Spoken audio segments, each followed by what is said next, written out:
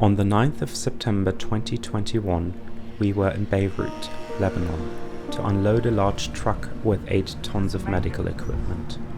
We, that is 8 Pioneers, a young NGO in which mainly students and young professionals use their free time to fight distributive injustice by bringing resources that are abundantly available in Europe to where they are needed most.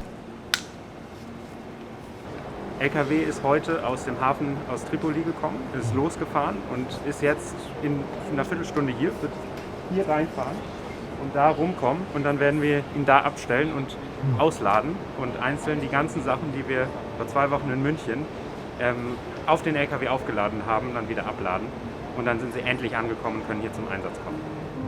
As approximately 80% of the hospital capacity available in Lebanon is privately owned, and over 55% of the Lebanese population lacks health insurance, millions of Lebanese and refugees have no access to medical care.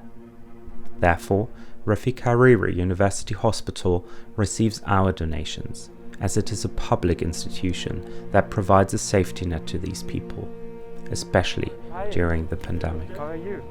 Shortly before the truck arrives, we meet the head of the hospital, Dr. Abiyat. We'll see. I try not to, as I said, not to blame or not to judge, but I think that all credit has to go to a lot of people who are staying and fighting, as you said. Now, if you look at the employees in this hospital, a lot of them now, their salaries are, we're talking about maybe $30. I mean, I don't know how people can live on $30 per month. Really, I don't know. Despite all the adversities of immense inflation, medical personnel leaving the country, and severe shortages of medicine in the current economic crisis in Lebanon, during the pandemic, the hospital provided the lion's share of medical care for millions of people in Lebanon. This hospital is effectively the, how do you call it, the outer wall of the citadel.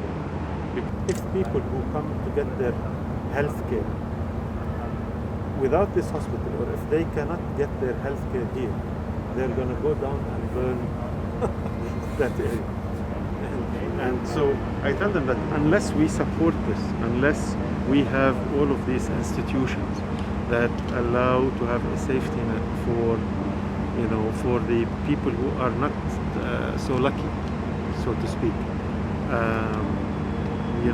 I think that we are going to see a lot of violence, and unfortunately, at the moment, this is where it appears we are heading.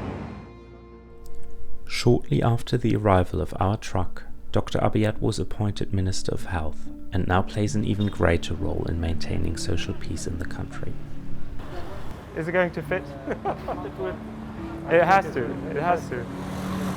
Ein riesiger LKW mit extrem vielen medizinischen Geräten drin und man muss hier irgendwie durchkommen und um diese ganzen Kurven rum.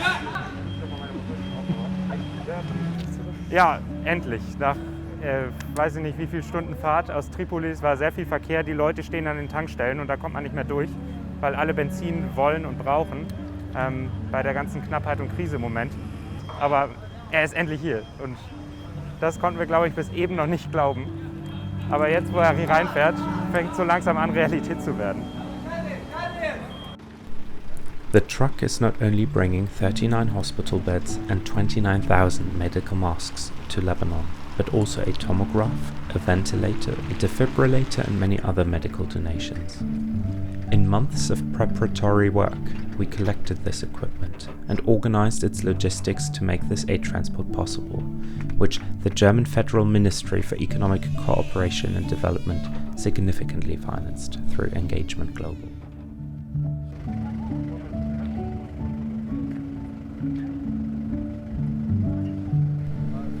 Due to various regulations, many of the donations, such as the tomograph, the ventilator and the defibrillator, could no longer be used in Germany, although they still function perfectly.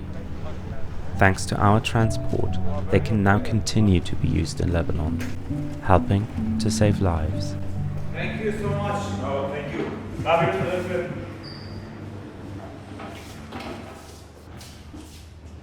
in dem Lager hier so ein Spend für den ganzen Libanon von verschiedenen Hilfsorganisationen. Also hier sind Medikamente und noch anderes Krankenhausequipment, die hier gelagert werden und dann von hier aus nach ganz Libanon gebracht werden.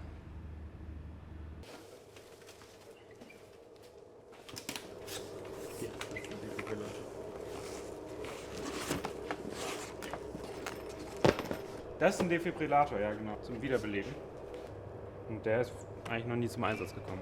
Also der hing die ganze Zeit nur im Krankenhaus rum und wurde dann aussortiert und jetzt ist er hier und kann hier gute Dienste leisten.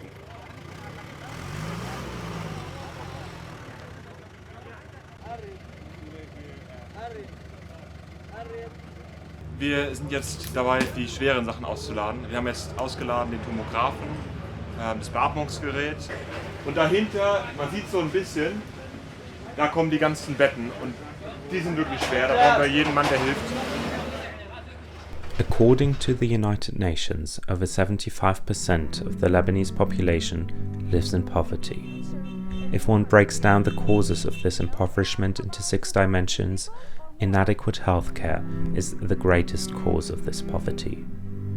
As a consequence, 30% of children in Lebanon do not have access to primary healthcare. The donations transported by aid pioneers therefore support Lebanon's largest hospital in providing millions of these people, regardless of their origin or social background, with sustainable medical care. Es sind ganz, ganz viele kleine Zahnräder, die zusammenwirken und dann eben so einen Transport möglich machen. Ich glaube, das ist auch was jetzt so langsam durchkommt, dass man merkt, als Team kann man sowas schaffen, nicht alleine. Darauf bin ich sehr stolz, dass wir es schaffen, uns gegenseitig immer wieder zu motivieren, dass wir Spaß bei der Sache haben, dass wir Dinge lösen, die uns wahrscheinlich niemand zutraut, dass wir sie lösen, weil wir einfach nur Studenten sind und junge Berufstätige. Und trotzdem schaffen wir es irgendwie, einen Zollagenten zu überzeugen, uns zu helfen oder eine Bundesbehörde uns zu finanzieren.